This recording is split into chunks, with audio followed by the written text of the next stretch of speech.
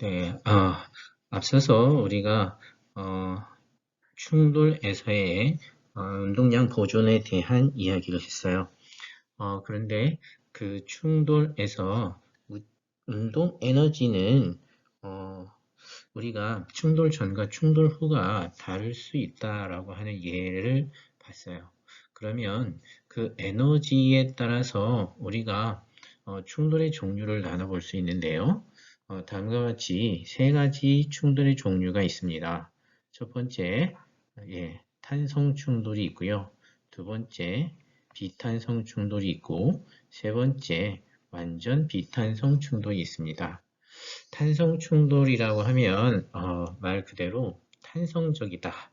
즉 충돌하는 순간이 어떠한 용수철로 따지면 용수철이 압축됐다가 떨어지듯이 처음에 들어올 때의 속력과 즉 부딪히기 전의 속력과 그 다음에 부딪힌 다음에 속력이 동일하다라고 하는 거예요. 두 번째는 비탄성 충돌이라고 하는 것이 있는데 그것은 처음에 충돌하기 전의 속력보다 충돌한 후에 두 물체 사이의 속력이 줄어든다는 얘기죠. 세 번째는 완전 비탄성 충돌이라고 썼는데요. 이 완전 비탄성 충돌이라고 하는 것은 융합의 경우에요. 그래서 두 물체가 충돌하기 전엔 따로따로 있었는데 충돌 후에는 한 덩어리가 돼서 움직이는 경우 그것을 완전 비탄성 충돌이라고 합니다. 이렇게 충돌의 종류는 세 가지였는데 그것들이 어떻게 에너지의 값과 관련이 되는지를 이제 알아볼 텐데요. 그에 앞서서 이 탄성 충돌과 여러 가지 비탄성 충돌의 구분 기준을 우리는 방금 전에 속력이라고 얘기했어요. 가까워질 때의 속력과 멀어질 때의 속력이라고 했는데 그것을 우리는 반발계수라고 합니다. 다른 예로 우리가 하나의 물체를 갖다가 놓고 충돌의 경우를 보면 굉장히 편리해서 이렇게 바닥에 어떤 물체가 떨어진다라고 이제 하는 경우로 우리가 살펴보려고 합니다. 이렇게 첫 번째 A 탄성 충돌의 경우에는 어떤 경우와 같으냐면요. A라고 어떤 물체를 갖다가 자연낙하시키게 되면 바닥에 부딪히게 됩니다. 네, 근데 이 바닥에 떨어질 때의 속력 V라고 하는 것은 루트 2JH 정도의 속력을 갖겠죠. 그래서 아래쪽으로 속력을 갖는데 충돌한 다음에 얘는 다시 이렇게 상승을 하게 됩니다. 상승을 하게 되는데 최대로 많이 올라갈 수 있는 것은 바로 같은 높이일 겁니다. 같은 높이까지 올라갈 수는 있어요. 그러면 이렇게 같은 높이까지 올라간다는 것은 무슨 뜻이냐면 이쪽으로 올라가는 속력은 바로 내려올 때의 속력과 같다라고 하는 거죠. 자, 그래서 이 경우에는 운동 에너지가 충돌 전과 충돌 후가 즉 여기에서 내려올 때 땅바닥과 부딪힐 때와 그 다음에 다시 올라갈 때 그때 운동 에너지가 변하지 않고 속력도 변하지 않는다는 것입니다. 그래야만이 여기에서의 위치 에너지 값도 변하지 않죠. 즉 역학적 에너지가 계속해서 보존이 되는 겁니다. 그래서 이런 경우는 속력의 B가 V는 가까워질 때의 속력이고 여기는 멀어질 때의 속력을 V-라고 한다면 그 B는 같기 때문에 1이라고 합니다. 이런 것을 반발계수라고 하죠. 그리고 이렇게 반발계수, 즉 속력의 B가 1인 경우를 우리는 탄성충돌이라는 이름을 붙입니다. 자, 아까 용수철의 얘기를 했는데요. 자, 여기에 아주 효율적인 용수철이 있다라고 생각을 했고 여기에다가 어떤 물체를 갖다가 자연낙하시켰다는 거죠. 그랬을 때 얘가 압축한 다음에 다시 올라가게 되는데 이때 같은 높이까지 올라간다라고 하는 것을 우리는 탄성적인 충돌이다라고 얘기할 수 있을 것입니다. 이런 탄성은 어떤 물질이든 갖고 있기 때문에 이런 일이 벌어지죠. 자, 그러면 두 번째 비탄성 충돌은 B의 경우인데 이때는 짐작을 했겠지만 같은 높이에서 어떤 물체를 떨어뜨려서 V라는 속력을 갖게 되었을 때 이 물체는 올라갈 때는 V'의 속력을 갖게 되는데 아무리 올라가 봐야 얘가 처음에 가지고 있던 높이만큼을 다 못 올라가고 변화가 생긴다는 거죠. 즉 에너지가 위치 에너지가 감소하는 것입니다. 근데 이러한 것은 어떻게 볼 수 있냐면 충돌 전의 속력의 V 값이 그 다음에 충돌 후의 속력 V 프라임보다 크다는 거죠. 그래서 이 전체 값이 1보다 작게 되는 경우에는 우리가 비탄성 충돌이라고 하고요. 이렇게 비탄성 충돌의 경우에는 여기에서 충돌 전의 운동 에너지보다 충돌 후의 운동 에너지가 줄어드는 거죠. 그것은 바로 이 위치 에너지가 줄어든 것만 가지고도 확인할 수 있습니다. 자, 이렇게 해서 에너지가 보존되지 않는 경우의 충돌을 우리는 비탄성 충돌이라고 합니다. 그 다음에 세 번째 경우에 C의 경우에는 우리가 같은 높이에서 떨어뜨렸음에도 불구하고 얘는 완전히 비탄성적이어서 탄성이 없다는 거죠. 그렇다는 것은 얘가 V라는 속도로 왔을 때 더 이상 올라가지 못하고 여기에서 V'은 정지를 하게 되는 겁니다. 그렇게 되면 2의 값은 분자의 값이 0이 되기 때문에 네, 0이 되죠. 이라는 것을 완전 비탄성 충돌이라고 합니다. 자, 여기서 여러분들이 기억해 줄 것은 탄성 충돌은 가까워질 때의 속력과 멀어질 때의 속력이 동일한 것이다 라고 하는 것이고요. 그 다음에 여기서 말하는 속력은 두 물체 간의 상대 속력이라고 하는 것입니다. 두 물체가 충돌할 때 가까워지는 것은 자, 얘가 뭐 빨리 가는 거에서부터 느리게 가는 것까지 있을 때 빨리 가는 거에서 느리게 가는 것의 차이의 속력을 우리는 얘기하겠죠. 이렇게 상대 속력으로 여기서는 절대값을 씌워서 그 속력의 비가 1보다 크냐 작으냐 아니면 그때가 0이 되느냐에 따라 달라지고 그것을 충돌의 종류로 구분을 했습니다. 자, 그래서 탄성 충돌일 때만 에너지가 보존이 되죠. 자, 그러면 비탄성 충돌이나 완전 비탄성 충돌에서의 그러면 감소한 역학적 에너지만큼은 과연 어디로 갔을까요? 그것은 물체 모양을 변형시키면서 다른 에너지로 전환이 되겠죠. 주로 우리가 얘기할 수 있는 것은 뭐 역학적 에너지 중에서 열이죠. 열 에너지로 전환이 되는 것이 가장 일반적이다라고 하고요. 그 다음에 뭐 다른 것이라고 한다면은 뭐 기체라든가 아니면 물체가 충돌에 의한 소리나 빛이 발생할 수도 있고 아니면 뭐 내부 에너지가 증가한다. 이것도 결국엔 열 에너지죠. 이런 정도로 볼 수 있겠습니다. 자, 그러면 이 충돌의 종류에 따른 몇 가지 예제를 더 풀어보고 오늘 수업을 마치려고 하는데요. 문제풀이가 한 2개, 3개 정도 있습니다. 자, 그 첫 번째 예제로 쉬운 것부터 해보죠. 두 물체가 있다고 합니다. 물체 A와 B가 있는데 1차원적으로 완전 비탄성 충돌을 한다라고 써 있어요.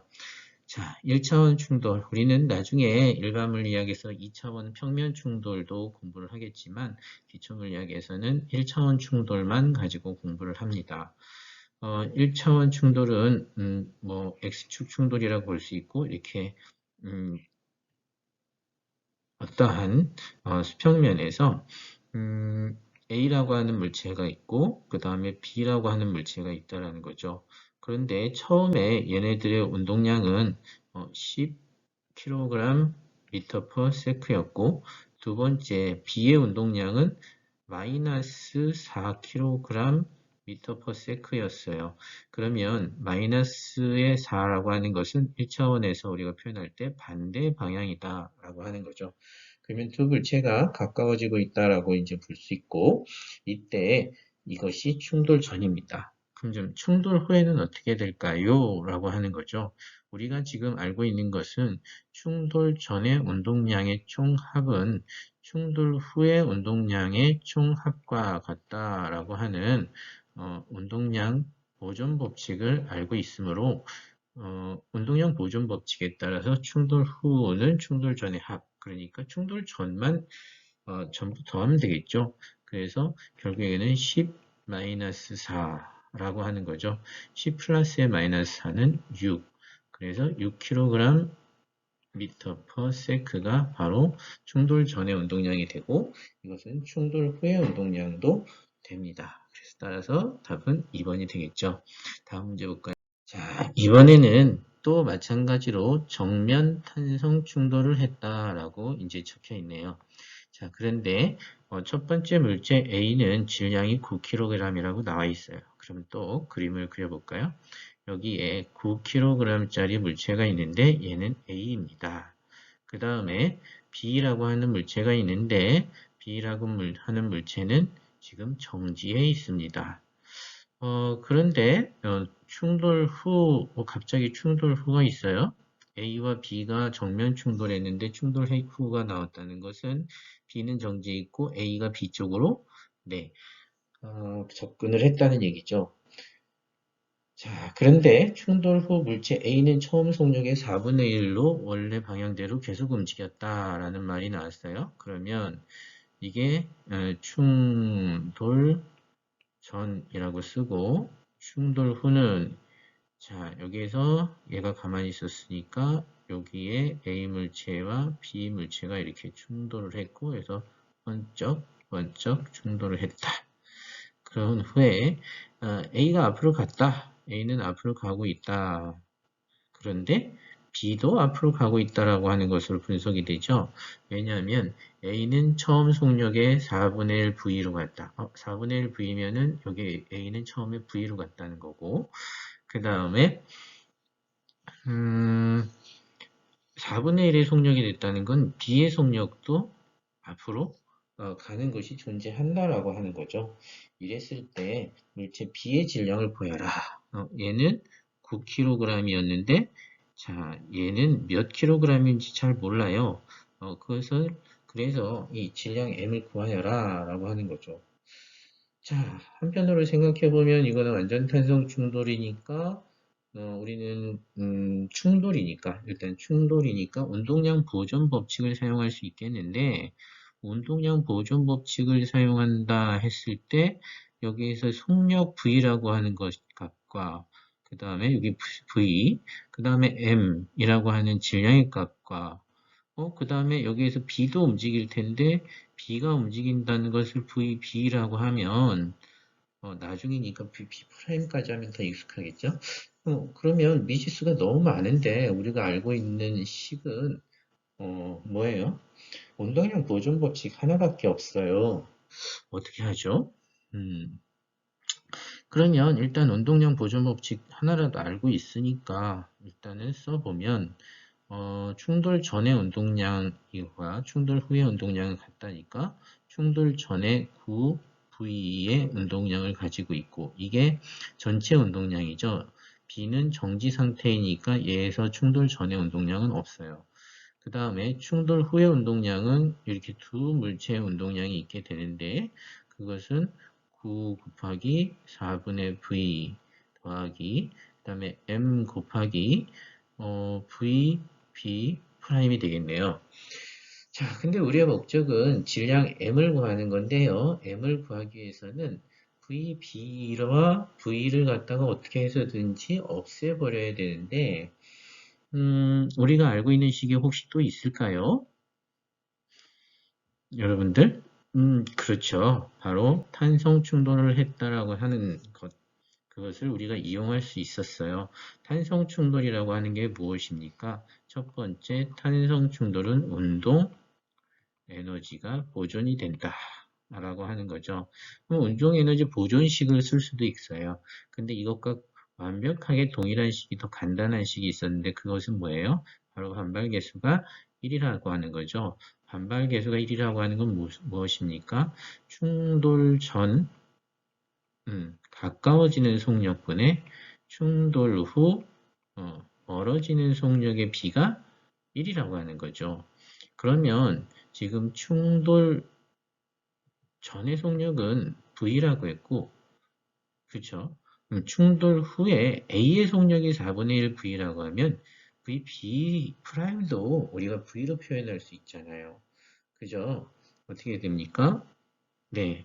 충돌 후 멀어지는 속력은 아마 VB 프라임 빼기 4분의 1 V가 될 것이고, 그것은 충돌 전 가까워지는 속력과 같아야만이, 즉 이것이 V가 되어야만이 탄성 충돌이라고 하는 거죠. 그러면 이것은 무슨 뜻이냐면 VB라고 하는 것은 결국 4분의 5 V가 된다는 얘기예요. 자, 그래서 여기에다가 VB 프라임에다가 4분의 5 V를 갖다가 대입을 하게 되면 자, V는 약분이 돼서 없어질 것이고요. 그래서 미지수가 질량만 남게 되니까 우리가 질량을 계산할 수 있게 되었습니다. 자, 그러면 여태까지 다양한 문제를 풀어봤는데 마지막 문제 하나가 남았어요. 자, 우리가 굉장히 유명한 문제인데요. 자, 한번 보시죠. 바로 비탄성 충돌을 공부한 예로서 탄환진자라고 하는 것입니다. 그래서 이 예는 우리가 운동량 보존과 그 다음에 에너지 보존 두 가지를 잘 구분하여서 사용할 수 있었으면 좋겠다라고 하는 것 때문에 연습하는 문제예요. 자, 한번 상황을 살펴보면 공중에 매달린 질량이 m인 나무 토막이 있다. 이게 진자이거든요. 이렇게 어떤 공중에 실에 매달려서 나무 토막이 있다. 근데 얘는 갖다가 우리가 힘을 주면 얘가 왔다 갔다 하는 진자 운동을 하잖아요. 그래서 나무 토막 진자가 하나 있다는 거죠. 근데 여기에다가 우리가 뭐를 했어요? 조그만 스몰 m의 총알을 갖다가 V라는 속력으로 쐈다는 거죠. 그런데 그 이후에 얘가 어떻게 됐냐면 이 안에 박혀버렸어요. 총알이 이 안에 들어가 있다는 거죠. 그랬을 때 충돌 후 나무 토막의 속력을 라지 V라고 했을 때 충돌 후 나무 토막의 속력을 라지 V라고 했을 때 자, 얘가 하나가 돼서 한 덩어리가 돼서 V로 이제 움직인다고 했을 때 탄원의 속력을 구하라 라고 하는 거예요. 스몰 V를 갖다가 구하라고 하는 거죠. 자, 그러면 이거를 갖다가 우리가 오해를 하게 되면 어떻게 문제를 푸는 경우가 많냐면 처음에 얘는 무슨 에너지를 가지고 있냐면 2분의 1 mv 제곱의 운동 에너지를 가지고 있어요. 그런데 얘는 결국 박혀서 이렇게 높이 h만큼 올라가서 이 두 물체가 위치 에너지를 갖게 되니까 역학적 에너지가 보존되겠지라고 생각을 하고 얘는 m 플러스 라지 m의 GH가 됩니다. 따라서 V는 하고 우리가 어떤 답을 낼 수 있습니다. 라고 끝을 내는 경우가 많아요. 자, 그런데 이렇게 풀 때 뭔가 이상한 거 없었어요? 바로 뭐냐면 우리가 문제에서 조건으로 충돌 후 나무 토막과 이 탄환에 합쳐진 물체의 속력이 라지 V라고 하는 걸 주어진 거를 전혀 사용하지 않았다는 거죠. 그리고 답은 이렇게 되지 않습니다. 자, 그러면 어떻게 해야 되냐면 왜 그리고 이렇게 되지 않느냐면 바로 이 첫 번째 나무 토막 바닥에 있을 때 충돌하면서 박힌 경우에는 바로 뭐냐면 역학적 에너지 보존이 성립하지 않아요. 왜냐하면 무슨 충돌이기 때문에 네, 완전 비탄성 충돌이기 때문에 역학적 에너지가 보존이 성립하지 않고 따라서 얘가 운동하는 탄환이 박혀 있는 경우까지는 우리가 운동량 보존을 가지고 이 라지 V라고 하는 한 덩어리까지의 속력을 알아내야 된다는 겁니다. 그리고 그때의 전체가 된 이 물체 덩어리들의 운동 에너지를 알고 있으면 그것은 그 이후부터는 외력이 없는 경우가 되니까 운동 에너지가 보존이 됩니다. 네, 그래서 운동량 보존식을 먼저 사용을 해야 됩니다. 이렇게 자, 여러분들 잘 안 보이면 지워드리고 다시 봅시다. 자, 첫 번째 경우에는 네, 바로 여기에 있는 충돌 전 그리고 얘네들이 나무 토막이 바뀔 때까지. 그러면 운동량 보존식이 나와서 우리는 무엇을 구할 수 있냐면 나중 속력과 처음 속력의 관계를 갖다가 구할 수 있습니다. 자, 그러면 우리는 충돌 후의 속력은 RGM 플러스 스몰 m의 V 이렇게 표현할 수 있죠.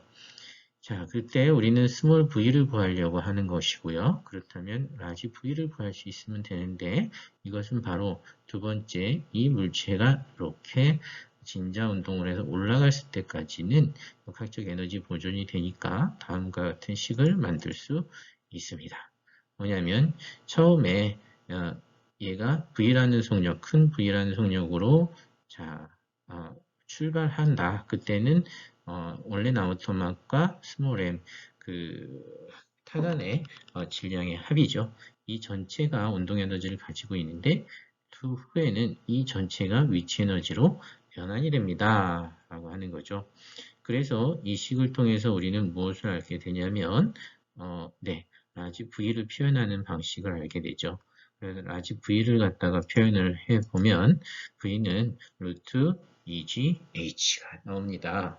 자, 그래서 여기에서 이제 라지 V를 갖다가 높이로 표현을 했기 때문에 이것을 이렇게 대입을 하고 결과적으로 정리를 하면 맨 최종적으로 탄환의 속력은 네, 스몰 m분의 라지 m 플러스 스몰 m 그리고 루트 2GH가 되게 되는 거죠. 이게 우리가 기존에 알고 있었던 속력의 값하고는 좀 다른 값이 나왔죠. 그래서 이번 예는 굉장히 유명한 예이기 때문에 여러분들이 꼭 알고 계시면 좋을 것 같은 생각이 듭니다. 자, 오늘은 여기까지 수업을 하도록 하고요. 20분씩 한 3번 정도의 수업을 했네요. 자, 그리고 다음 이번 주 목요일 수업은요. 지금까지 했었던 운동량과 충격량 그리고 운동량 보존에 관련된 모든 내용들의 문제를 한 10개에서 12, 3개 정도 모아서 여러분들에게 연습하는 시간을 드리겠습니다. 그래서 특별히 강의는 없는 것으로 하고 과제를 제출하는 과제 제출 수업으로 이번 주 목요일은 운영하려고 합니다. 네, 수고하셨습니다.